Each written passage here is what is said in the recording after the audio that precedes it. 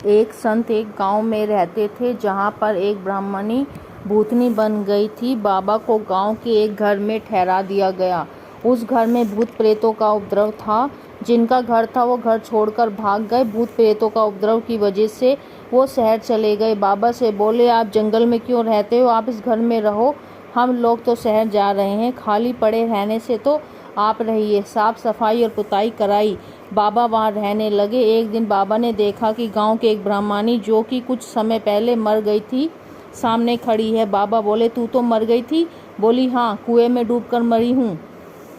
कैसे सामने आ गई? बोली, मैं चुड़ैल बन गई हूँ। बाबा बोले, मेरे सामने क्यों आई? चुड़ैल बन गई तो?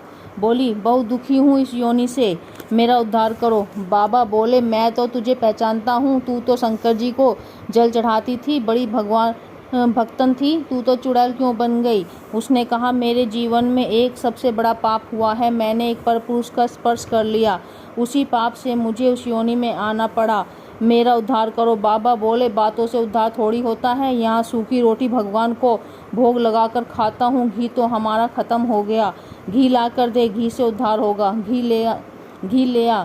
घी? चुड़ैल बोली, घी अभी लाती हूँ। गांव में एक मुखिया थे, खूब गाय भैंस थी, उनके घर पर थी। उनकी बहू पर चुड़ैल जाकर चढ़ गई। अब बहू खेल गई। झाड़ फूंक वाले को, ओझा को बुलाया। चुड़ैल ने कहा, मैं नहीं छोड़ूंगी, मैं इसे संग लेके जाऊंगी, मैं तो लेके जाऊंगी। सब बोले, छोड़ दो, छोड़ दो। चुड़ैल बोली, एक उपाय है, तेरे घर में जितना भी घी है, गाय का जितना भी घी है, वो सब बाबा के पास दे दे।